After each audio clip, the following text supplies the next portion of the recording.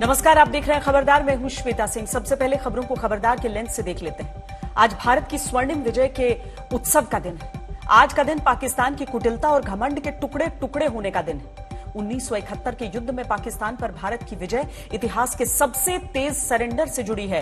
दुनिया के नक्शे में हुए एक बहुत बड़े बदलाव से जुड़ी है।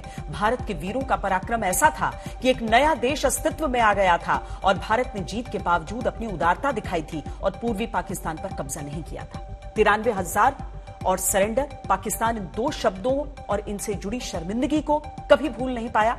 ये शब्द पाकिस्तान की मेमोरी में 71 वाले हथौड़े की तरह हैं और इस हथौड़े की चोट हमारे पड़ोसी को हमेशा याद रहनी चाहिए। 1971 की विजय आज भी सुनहरी और गौरव से भरी है। क्यों? कैसे सिर्फ 13 दिन में पाकिस्तान ने हार कबूल कर ली थी और उसके दो टुकड़े हो गए थे। पाकिस्तान की इस हार और भारत की स्वर्णिम विजय का फ्लैशबैक देखना आज आपके लिए जरूरी है। हम आपको 1971 के युद्ध की सबसे भीषण लड़ाइयों के बारे में विस्तार से बताएंगे। 1971 के से 2021 तक 50 साल बीत गए, लेकिन इस स्वर्णिम विजय की लौ आज भी हर हिंदुस्तानी के हृदय में प्रज्वलित है। आज खबरदार में हमारा सबसे बड़ा और सबसे गहरा विश्लेषण 1971 के युद्ध में भारतीय सेना के अदम्य साहस और शौर्य को समर्पित रहेगा।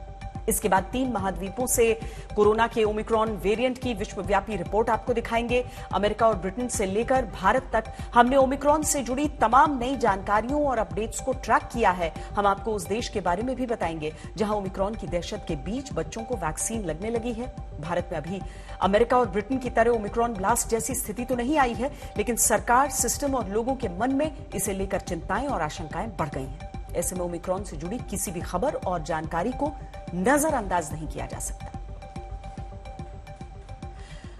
हम शुरुआत पाकिस्तान को उसके इतिहास की सबसे बड़ी हार की याद दिलाकर करते हैं और 1971 के युद्ध में भारतीय सेना के अदम्य साहस और शौर्य की सच्ची घटनाओं को याद करके करते हैं, क्योंकि आज 16 दिसंबर है और आज ही के दिन 50 साल पहले पाकिस्तान ने भारतीय सेना के सामने घुटने टेक दिए थे। आज ही के दिन 1971 की जंग में भारतीय सेना के सामने पाकिस्तान के 93,000 सैनिकों ने बिना शर्त सरेंडर किया था, जिसका नतीजा यह हुआ कि पाकिस्तान के दो टुकड़े हो गए और बांग्लादेश का जन्म हुआ। यह ढाका के रेस कोर्स मैदान पर पाकिस्तानी सेना के सरेंडर का ऐतिहासिक वीडियो है, जिसमें भारतीय सेना के लेफ्टिनेंट जनरल जगजीत सिंह अरोड़ा के सामने पाकिस्तान के lieutenant general Amir Abdullah Khan Niazi surrender के दस्तावेज पर साइन करता दिख रहा है। 16 दिसंबर 1971 के ऐतिहासिक दिन का एक और दुर्लभ वीडियो आपको हम दिखाते हैं। पाकिस्तानी सेना के जनरल नियाजी ने सरेंडर दस्तावेज पर दस्तखत किए। ये उसके बाद की तस्वीरें हैं, जिसमें पाकिस्तानी थल सेना, वायुसेना और नौसेना के 24,000 जवान ढाका कैंट के ग्राउंड में भारतीय सेना के सामने सरेंडर के लिए पहुंचे। भारतीय सेना के मेजर जनरल गंधर्व सिंह नागरा ने सरेंडर कर रहे पाकिस्तानी सैनिकों को भरोसा दिलाया था कि उनके साथ जिनीवा समझौते के तहत ही बर्ताव किया जाएगा, जिसके बाद पाकिस्तानी सैनिकों ने एक साथ अपने हथियार जमीन पर डाल दिए। ये भारत के लिए गर्व के पल थे और पाकिस्तान के लिए शर्मिंदगी। और इस तरह 1971 की जंग में पाकिस्तान के सरेंडर की सेरेमनी पूरी हुई। यह पाकिस्तान के लिए शर्म से डूब मरने का दिन था, जिसे भारत अपने विजय दिवस के तौर पर मनाता है। इस अवसर पर आज प्रधानमंत्री नरेंद्र मोदी ने दिल्ली के नेशनल वॉर मेमोरियल यानी समर स्मारक में 1971 युद्ध के शहीदों को श्रद्धांजलि दी। पिछले वर्ष पीएम मोदी ने यहां 4 स्वर्णिम विजय मशाल प्रज्वलित की थी। इन मशालों को एक वर्ष के दौरान देश के अलग अलग कोनों, अलग अलग इलाकों तक ले जाया गया, जिनमें 1971 युद्ध के परमवीर चक्र और महावीर चक्र विजेताओं के गांव भी शामिल थे। आज इन चारों मशालों का दिल्ली में राष्ट्रीय युद्ध स्मारक पर पीएम मोदी ने अनंत लौ के साथ विलय किया। विजय दिवस के मौके पर आज हमने 1971 युद्ध में भारतीय सेना के अदम्य साहस और शौर्य को समर्पित एक रिपोर्ट तैयार की। रक्षा मंत्री राजनाथ सिंह, प्रधानमंत्री नरेंद्र मोदी, शहीद वीर सैनिकों को प्रधानमंत्री की भावभीनी श्रद्धांजलि। चला अस्थियां बारी बारी, छिटकाई जिनने चिंगारी, जो चढ़ गए पुण्य वेदी पर, लिए बिना गर्दन का मोल, कलम आज उनकी जय बोल।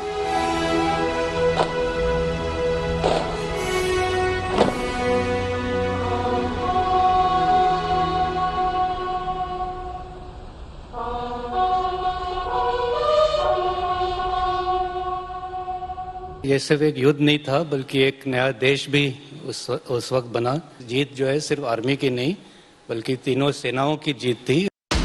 स्वर्णिम विजय, स्वर्णिम शौर्य, स्वर्णिम स्मरण, स्वर्णिम गाथा 1971।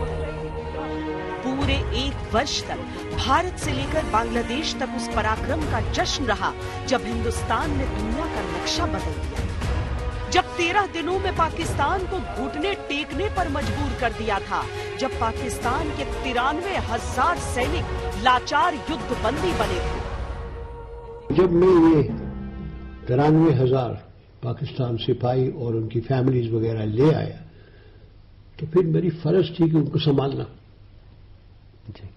तो मैंने उनको कैंप में लगाया। आपको एक किस्सा बताऊं।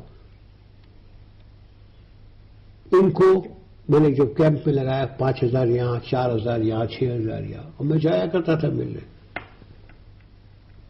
मैं जब एक कैंप में गया तो वहां सब सूबेदार मेजर और सरदार थे। तो जब मैं गया, मैंने सूबेदार मेजर साहब, पाकिस्तान सूबेदार मेजर साहब के हाथ मिलाया। मैंने कहा, साहब मैं देख सकता हूं? आप कहते साहब देखे। और वही सवाल हमेशा जो मेरे जवानों से पूछता हूं, वही पूछा कि साहब पलंग में खटमल तो नहीं है? कि नहीं साहब। मच्छरदानी है? मच्छर नहीं। हाँ साहब। मैं लंगर में जा सकता हूं? वो लंगर में गया, वो जवान रोटी कूट रहा था जैसे अपने करते, उससे मैं खाना टेस्ट कर सकता हूं। फिर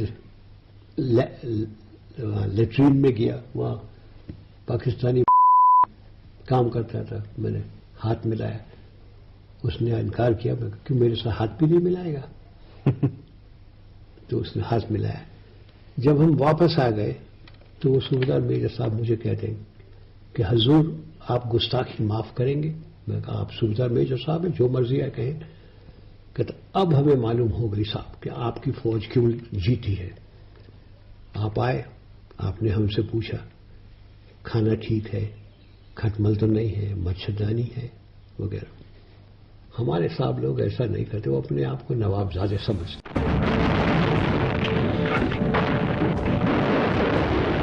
ये लड़ाई हिंदुस्तान की नहीं थी, लेकिन पाकिस्तानी सेना के हाथों लाखों बांग्लादेशियों के नरसंहार ने भारत को निर्णय लेने पर मजबूर किया था।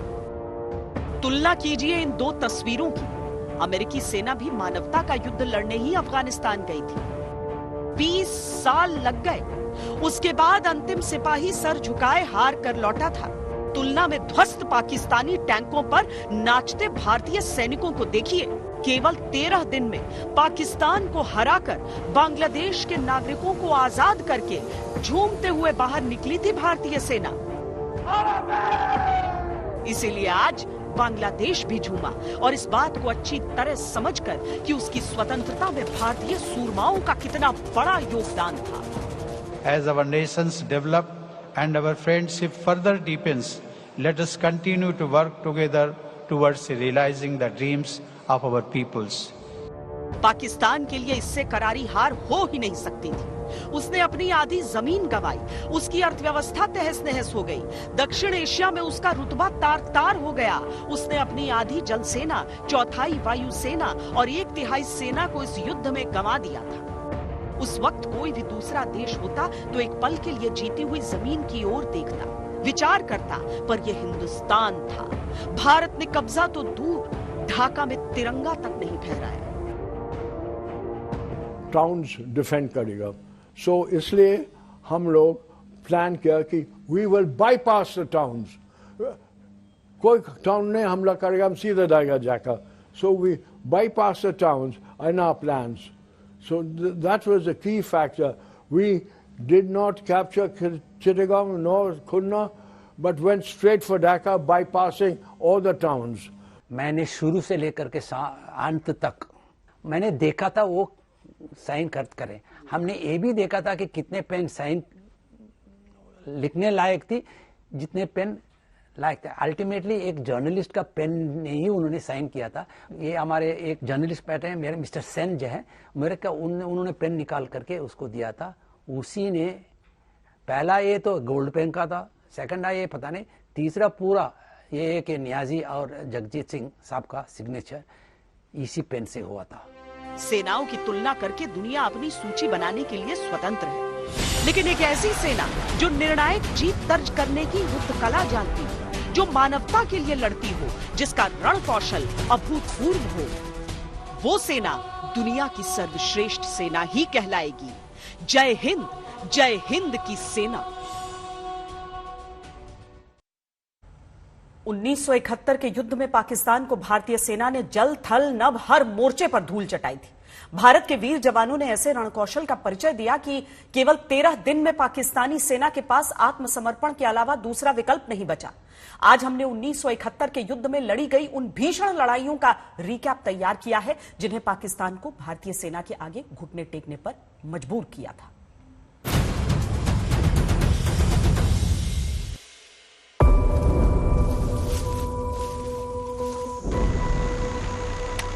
हमारे जवान जब ट्रेंचेस खोद रहे थे और तैयारी कर रहे थे, उस प्लेन इलाके में तब पाकिस्तान आर्मी ने हमारे ऊपर अटैक किया।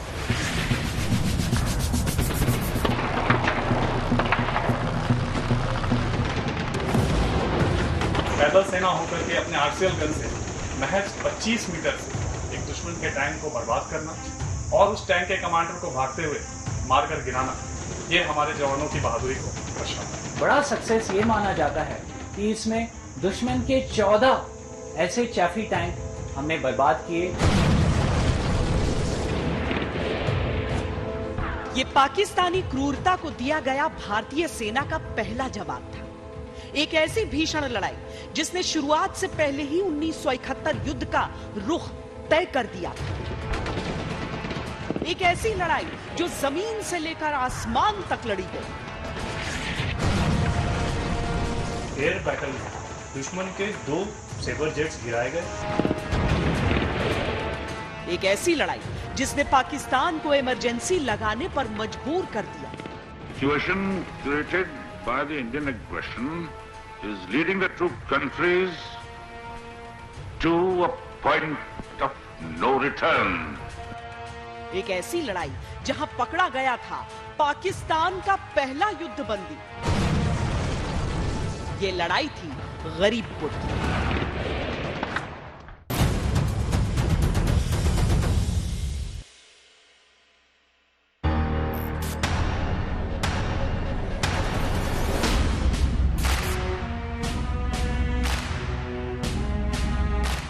कदम कदम पर मौत बिछी थी।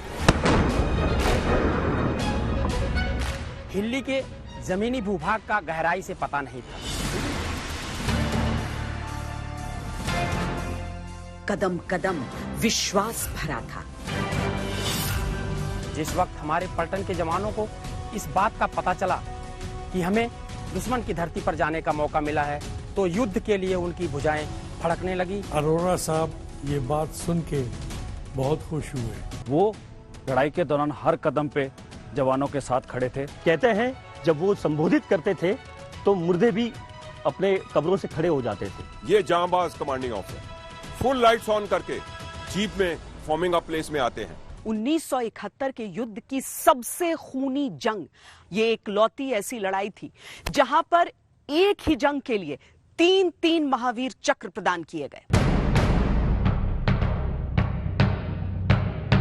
हमारे जवानों के लिए, हमारी ब्रिगेड ऑफ द गार्ड्स के लिए एक बड़ी भारी ये गर्व की बात है कि हम लोगों को चुना गया कि बैटल ऑफ हिली को लड़ने के लिए और हिली के द्वार जो हम खोलने के लिए। हिली ईस्ट पाकिस्तान के उत्तर में स्थित था। इसका कुछ हिस्सा हिंदुस्तान में और कुछ ईस्ट पाकिस्तान में था। बीच से एक रेलवे लाइन गुजरती थी। इस क्षेत्र में भारतीय आक्रमण का नेतृत्व जो ऑफिसर्स कर रहे थे वो 47 और 1965 के युद्ध में पाकिस्तान को धूल चटा चुके थे।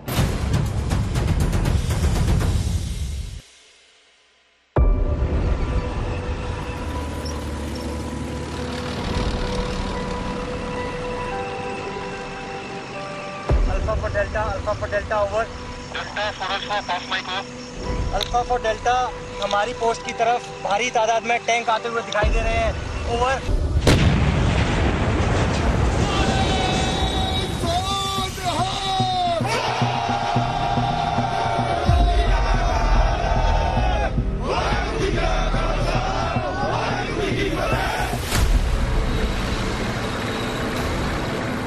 टैंक की आवाज़ ही ऐसी होती है कि पूरी धरती हिला देती है। उस टाइम पे उस 120 आदमी जो खड़े हुए हैं उनके जहन में एक बार आया होगा कि हम जिंदा भी बचेंगे या नहीं, बट स्टिल दे डिसाइडेड कि we will hold the ground and will fight. हम पीछे हटने से ज्यादा मरना पसंद करते हैं, क्योंकि हमारी मातृभूमि के ऊपर कोई पैर रखे ऐसा हम बर्दाश्त नहीं करने से।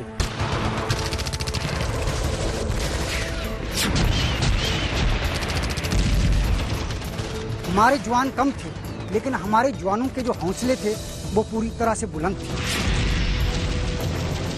एक जवान ने लगभग 15 से 20 जवान को अकेले फायर पावर से रोककर दिखाया।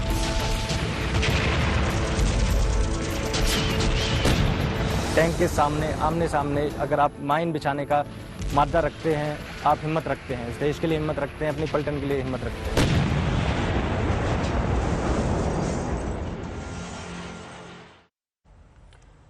वेस्टर्न और ईस्टर्न सेक्टर में पाकिस्तान ने जहां कदम बढ़ाए, वहीं भारतीय सेना के हाथों मुंह की खाई। फिर चाहे वो अरब सागर में ऑपरेशन ट्राइडेंट हो, जिसमें भारतीय नौसेना ने पाकिस्तान के बड़े बड़े युद्धपोतों के साथ पाकिस्तान का हौसला भी डुबो दिया था, या फिर थल और वायु सेना का ज्वाइंट ऑपरेशन टंगेल, जिसमें दूसरे विश्व युद्ध के बाद इतिहास का सबसे बड़ा पैराड्रॉप ऑपरेशन को अंजाम दिया गया था। ये वो भीषण लड़ाइयां थीं जिन्होंने भारतीय सेना की विजय का मार्ग प्रशस्त किया था।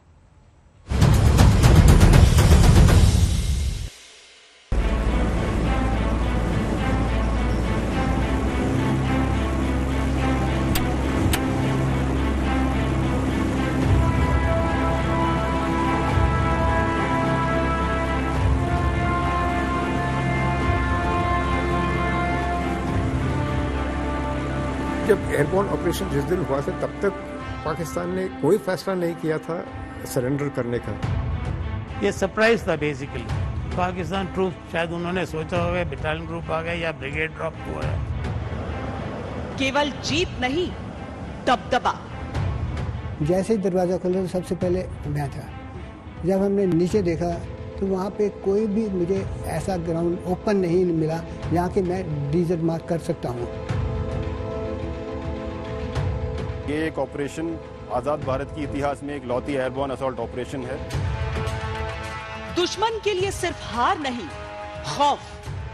2 पैरा की जो पार्टी है जो रात को उन्होंने एयर ड्रॉप किया था, ये पोंगलाई ब्रिज के ऊपर हमारा वेट कर रही थी। पाकिस्तान सैनिकों का भारी से भारी अटैक आ रहा था बार बार, और हमारे सैनिकों ने मुंह तोड़ जवाब दिया। ये सही है कि युद्ध रणभूमि में जीते जाते हैं, लेकिन आधारशिला रणनीति की ही होती है।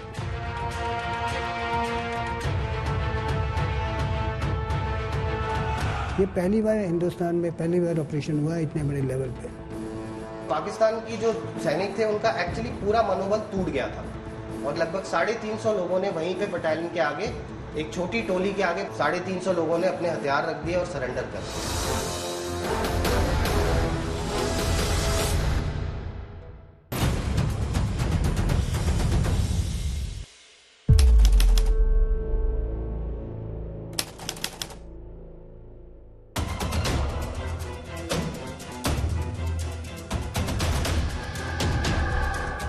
मैडम प्राइम मिनिस्टर, अगर नौसेना कराची पर हमला करती है तो आपको कोई आपत्ति तो नहीं होगी? एडमिरल, आप ऐसा क्यों पूछ रहे हैं? 1965 में नेवी से कहा गया था कि वो भारतीय समुद्री सीमा से बाहर कोई कार्रवाई न करें। Well admiral, if there is a war, there is a war.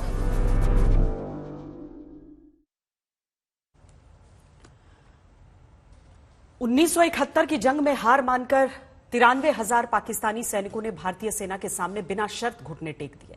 भारतीय सेना ने 1971 में सरेंडर करने वाले हर एक पाकिस्तानी सैनिक को वापस उनके देश भेज दिया था। लेकिन यह पाकिस्तान का चरित्र है कि उसने भारतीय सैनिकों को बंदी बनाए जाने की बात को सार्वजनिक तौर पर हमेशा खारिज किया, उन्हें रिहा करने के बारे में सोचा भी नहीं। ऐसे पाकिस्तान को जितना शर्मिंदा किया जाए उतना कम है। इसीलिए हम पाकिस्तान को 1971 की जंग वाला आईना दिखा रहे हैं। दूसरे विश्व युद्ध के बाद यह इतिहास का दूसरा सबसे बड़ा मिलिट्री सरेंडर तो रहा ही, साथ ही सबसे तेज सरेंडर भी, क्योंकि सिर्फ 13 दिन में पाकिस्तानी सेना ने हार कबूल कर ली थी। इस युद्ध में पाकिस्तान को 20% जमीन से हाथ धोना पड़ा और वो 2 टुकड़ों में बंट गया। पाकिस्तान की 55 से 60% आबादी वाला पूर्वी पाकिस्तान नया देश बनकर दुनिया के नक्शे पर उभर आया। इस तरह दुनिया के नक्शे पर बांग्लादेश का जन्म हुआ। 1971 की जीत भारतीय सेना के युद्ध कौशल का शानदार उदाहरण है, क्योंकि इस युद्ध में भारत ने सिर्फ पाकिस्तान को हराया नहीं था, बल्कि भारतीय सेना के हाथों पाकिस्तानी सेना का सामूहिक कोर्ट मार्शल हुआ था। 1971 में भारतीय सेना का पराक्रम पाकिस्तान के गुरूर को मिट्टी में मिला गया था, लेकिन 1971 की भारत की इस जीत पर राजनीति की जंग छिड़ी रही है। 1971 में इंदिरा गांधी देश की प्रधानमंत्री थी, इसीलिए कांग्रेस इंदिरा गांधी की राजनीतिक इच्छा शक्ति और साहस के बारे में बखान कर रही है। आज कांग्रेस सांसद राहुल गांधी ने ट्वीट किया, कहा कि शहीदों और 1971 युद्ध के सैनिकों को याद कर रहा हूं। भारत ने पूर्व प्रधानमंत्री इंदिरा गांधी के कुशल नेतृत्व में लोकतंत्र के विचार को बचाने के लिए युद्ध जीता, लेकिन जब कांग्रेस के नेता इंदिरा को याद कर रहे हैं तो पार्टी का आरोप है कि मोदी सरकार इंदिरा गांधी के योगदान को नकार रही है और उन्हें याद नहीं कर रही। हालांकि बीजेपी ने कांग्रेस के आरोपों को गलत बताया और कहा कि संसद में 1971 युद्ध पर चर्चा के दौरान इंदिरा गांधी के नेतृत्व का जिक्र हुआ था। जो भी डेमोक्रेटिक कंट्रीज हैं उनको मदद करना ये पहले से भी पंडित जवाहरलाल नेहरू जी से लेकर इंदिरा गांधी जी सभी हमारे कांग्रेस के नेता काम करते आए हैं। लेकिन आज चंद लोग इंदिरा गांधी जी को भुलाना, उनके काम को एक पीछे छोड़ देना और उन्होंने जो किया है उसको याद नहीं करना, ये काम आज की सरकार कर रही है। जो भारत पाक युद्ध था 1971 का, उसमें जो जीत हुई उसका उल्लेख किया भारतीय सेनाओं का, और उस समय जिन्होंने भी नेतृत्व किया उन सबका उल्लेख किया है। लोकसभा राज्यसभा दोनों में किया है। मेरे ख्याल में राहुल गांधी जी को ये लोकसभा राज्यसभा की कार्रवाई को देख लेना चाहिए। नहीं, उन्होंने कहा कि इंदिरा गांधी को याद नहीं करते हैं आप लोग। ये विषय उसमें नेतृत्व विषय आया हो ना, और क्या आया हुआ है। अब बात देश में तेजी से बढ़ते ओमिक्रॉन के मरीजों की। पिछले 24 घंटों में देश में ओमिक्रॉन के 22 नए मरीज सामने आए। अब ओमिक्रॉन के मरीजों की संख्या 65 से बढ़कर 87 हो गई है। दिल्ली में ओमिक्रॉन मरीजों की संख्या 6 से बढ़कर 10 हो चुकी है। सभी मरीजों का इलाज दिल्ली के LNJP अस्पताल में चल रहा है। महाराष्ट्र में भी मरीजों की संख्या बढ़कर 32 हो चुकी है। मुंबई में ओमिक्रॉन के खतरे को देखते हुए महाराष्ट्र सरकार ने 31 दिसंबर तक धारा 144 लगा दी है, ताकि नए साल के जश्न में लोग नए वेरिएंट से सुरक्षित रहें। आशंका ये जताई जा रही है कि मुंबई में जनवरी तक केस और बढ़ सकते हैं। अगर लापरवाही होती रही तो जो हाल अमेरिका और ब्रिटेन का है, भारत में भी हालात बिगड़ सकते हैं। ओमिक्रॉन के खतरे के बीच आज एक अच्छी खबर इटली से आई है। वहां बच्चों का वैक्सीनेशन शुरू हो गया है। कल भारत में जिस तरह से 7 साल के एक बच्चे में ओमिक्रॉन वायरस की पुष्टि हुई थी, उसके बाद देश में बच्चों की वैक्सीन की मांग तेज हो गई है। आज इटली से आई यह खबर बच्चों को लेकर बढ़ रही चिंताओं को कुछ कम कर सकती है। वैसे इटली में बच्चों को फाइजर की वैक्सीन लगाई जा रही है। भारत में सीरम इंस्टीट्यूट यह दावा कर चुका है कि अगले 6 महीने के अंदर बच्चों की वैक्सीन उपलब्ध हो जाएगी।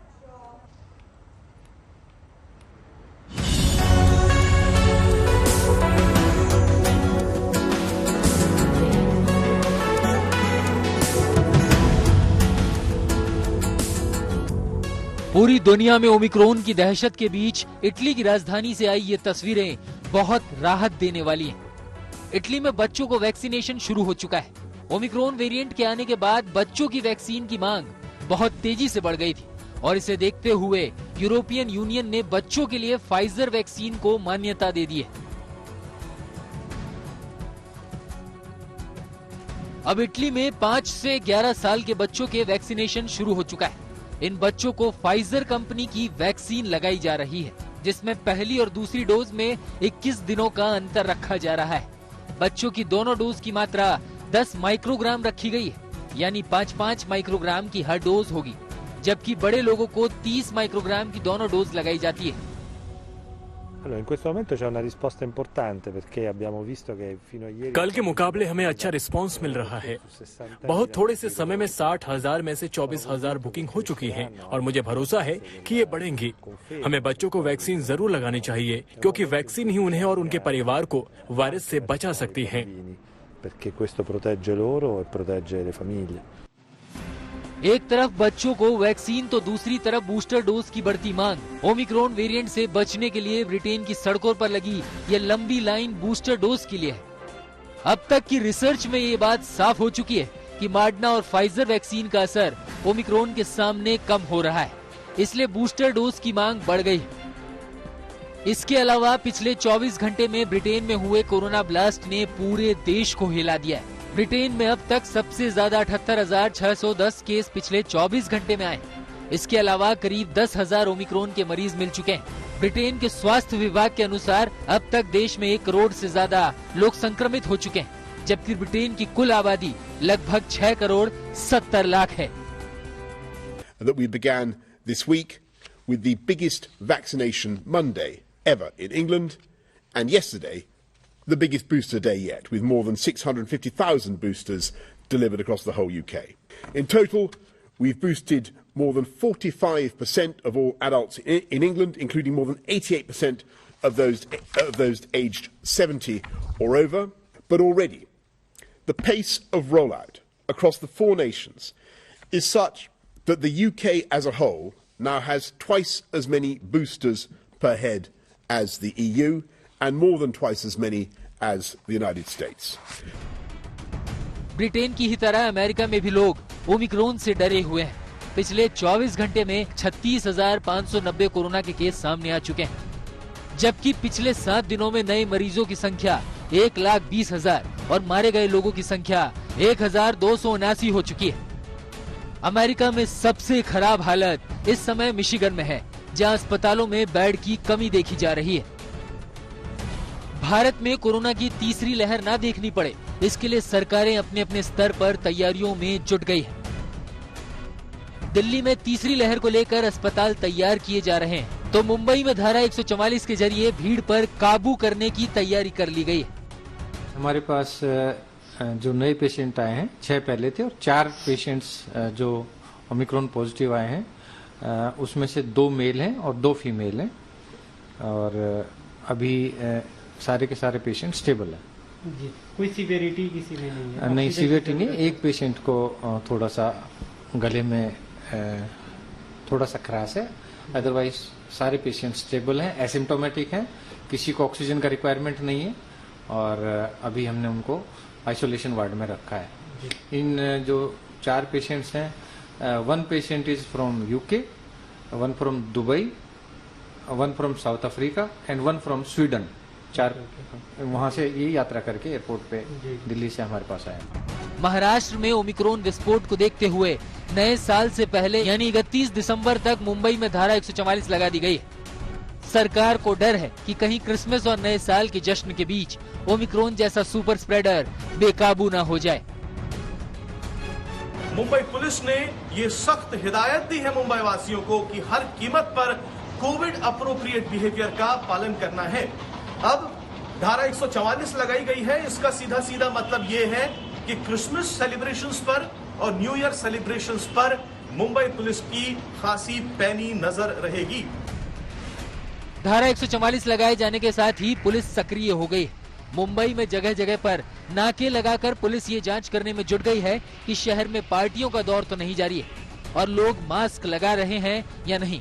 हो सकता है आने वाले दिनों में ज्यादातर राज्यों में धारा 144 का इस्तेमाल किया जाए, क्योंकि ओमिक्रॉन बहुत तेजी से देश भर में फैल रहा है।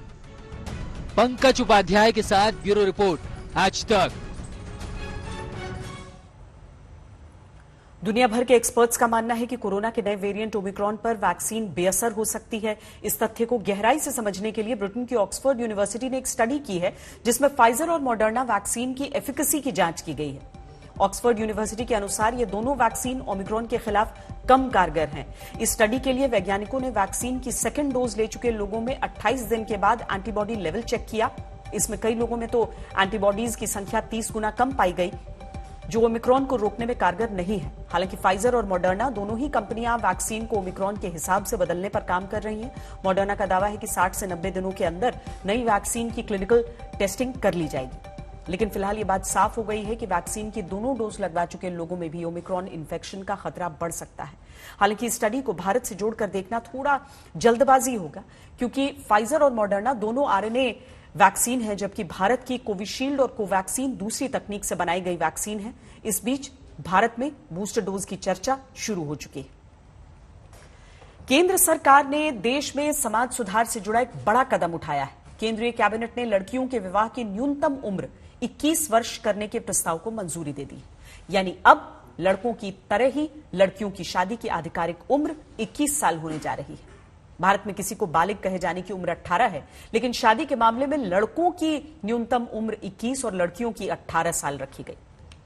अब केंद्रीय कैबिनेट ने विवाह के लिए लड़कियों की उम्र भी 21 वर्ष किए जाने के विधेयक को मंजूरी दे दी है। मौजूदा सत्र में ही सरकार इस विधेयक को पेश करेगी। देश में विवाह की उम्र में बदलाव 43 वर्ष बाद किया जा रहा है। इससे पहले 1978 में यह बदलाव किया गया था। तब 1929 के शारदा एक्ट में संशोधन किया गया और शादी की उम्र 15 से बढ़ाकर 18 वर्ष की गई थी। लड़कियों के विवाह की उम्र 21 वर्ष किए जाने की घोषणा प्रधानमंत्री मोदी ने वर्ष 2020 में लाल किले से की थी। उसी घोषणा पर सरकार अब आगे बढ़ी है। लड़कियों के विवाह की न्यूनतम उम्र क्या होनी चाहिए, इस पर जया जेटली की अध्यक्षता में एक टास्क फोर्स का गठन किया गया। 10 सदस्यों की टास्क फोर्स ने जाने माने स्कॉलर्स, कानूनी विशेषज्ञों और नागरिक संगठनों के नेताओं से सलाह ली थी। वेबिनार के जरिए देश की महिला प्रतिनिधियों से भी बातचीत की थी। इसी टास्क फोर्स ने दिसंबर 2020 में अपनी रिपोर्ट नीति आयोग को सौंपी थी। टास्क फोर्स का ही सुझाव था कि लड़कियों की शादी की उम्र 21 वर्ष होनी चाहिए। सरकार के इस कदम का फायदा देश की करीब 4.5 करोड़ से ज्यादा लड़कियों को होगा। 2011 में हुई जनगणना के अनुसार देश में 18 वर्ष की उम्र की करीब 1 करोड़ 29 लाख लड़कियां हैं। करीब 1 करोड़ लड़कियों की वर्ष 19 वर्ष है, जबकि 1 करोड़ 39 लाख लड़कियों की उम्र 20 वर्ष है और देश में 21 वर्ष की करीब 1 करोड़ 94 लाख से अधिक लड़कियां हैं। कुल मिलाकर देखें तो देश में 18 से 21 वर्ष की लड़कियों की संख्या 4 करोड़ 64 लाख है। लड़कियों की शादी की उम्र बढ़ाने की मांग पिछले काफी समय से की जा रही थी। समाजशास्त्रियों का मानना है कि शादी की उम्र कम होने से कम उम्र में लड़कियां मां बनती हैं, जिससे मां और बच्चे की सेहत पर काफी बुरा असर पड़ता है। कम उम्र में शादी होने से मातृ मृत्यु दर और शिशु मृत्यु दर बढ़ जाती है। कम उम्र में शादी होने से लड़कियों की शिक्षा और जीवन स्तर पर भी बुरा असर पड़ता है। The registrar general and census commissioner of India की 2018 की एक रिपोर्ट के अनुसार देश की 2.3% लड़कियों की शादी 18 वर्ष तक पहुंचने से पहले कर दी जाती है। इस मामले में देश के गांवों की स्थिति शहरों के मुकाबले ज्यादा खराब है। गांवों की 2.6% लड़कियों की शादी 18 वर्ष से पहले ही कर दी जाती है। शहरों की 1.6% लड़कियों की शादी 18 वर्ष तक पहुंचने से पहले हो जाती है। इस मामले में सबसे खराब रिकॉर्ड पश्चिम बंगाल का है, जहां पर 3.7% लड़कियों की शादी 18 वर्ष तक पहुंचने से पहले हो जाती है। 33.2% लड़कियां ऐसी भी हैं जिनकी शादी 18 से 20 की उम्र में कर दी जाती है। लड़कियों की शादी की उम्र 21 होने का लाभ क्या होगा और आखिर क्यों यह समय की मांग थी जो जरूरी है, इस पर हमने एक्सपर्ट से बात की। इसके कुछ इनहेरेंट फायदे हैं जो बहुत जरूरी हैं। एक ये है कि माँ बाप को ये होगा कि बेटी 18 साल की होते ही शादी ना कर दो, पढ़ाई पे ध्यान ना दो, पढ़ाई पे ध्यान दिया जाएगा। बच्चे के पास अपॉर्चुनिटी होगी कि वो कुछ काम कर सके, नौकरी कर सके। और एक इनहेरेंट एडवांटेज जो लड़कों को था कि वो 3 साल पहले से नौकरी करने लग जाते थे, अच्छी नौकरियां ले लेते थे। लड़कियों को भी वो अपॉर्चुनिटी होगी कि वो भी 21 साल की होकर नौकरियां कर सके। देखिए, बहुत अच्छा फैसला है, बहुत पहले होना चाहिए था। हम इस फैसले का स्वागत करते हैं। उसके पीछे कई कारण हैं। सबसे बड़ा कारण तो ये है कि इंटरमीडिएट की पढ़ाई करने के बाद लड़की अभी अपने आप रोजगार के लायक नहीं होती है, अपने पैरों पे खड़ी होने लायक नहीं होती। अब 21 साल की उम्र में ग्रेजुएट होगी कम से कम, या कोई प्रोफेशनल पढ़ाई कर रही होगी, वो पूरी कर सकेगी। उसके बाद उसकी पढ़ाई में कोई व्यवधान नहीं आएगा और वो अपने पैरों पर खड़ी होने के लिए उसकी एम्प्लॉयबिलिटी बढ़ जाएगी। आने वाले दिनों में भारत में लड़कियों की शादी की उम्र 21 होने जा रही है, लेकिन शादी की उम्र के मामले में दुनिया के कुछ देशों पर नजर डालते हैं। कई देश ऐसे हैं जहां शादी की उम्र आज भी 18 साल से कम है। यूरोपीय देश एस्टोनिया में जहां शादी की आधिकारिक उम्र 15 वर्ष है, लेकिन ऐसा करने से पहले मां बाप से अनुमति लेनी होती है। स्पेन भी शादी की न्यूनतम उम्र 14 से 16 वर्ष करने पर विचार कर रहा है। इंग्लैंड और वेल्स में शादी की उम्र 18 वर्ष है, लेकिन मां बाप की अनुमति से 16 या 17 वर्ष की उम्र में भी शादी की जा सकती है। ट्रिनिडाड और टोबैगो में कुछ लड़कियों की शादी 12 वर्ष की उम्र में भी कर दी जाती है, जबकि शादी की आधिकारिक उम्र 18 वर्ष है। अमेरिका में अलग अलग राज्यों के हिसाब से शादी की उम्र तय की गई है। अमेरिका में शादी की उम्र 19 से 21 वर्ष के बीच है। चीन में शादी की आधिकारिक उम्र लड़कों के लिए 22, लड़कियों के लिए 20 वर्ष है। नाइजर में शादी के लिए लड़कों की उम्र 18, लड़कियों की उम्र 15 वर्ष तय है। इसी तरह जापान में शादी करने की आधिकारिक उम्र 20 वर्ष है। खबरदार में आज के लिए इतना ही। देश और दुनिया की बाकी खबरों के लिए आप देखते रहिए आज तक।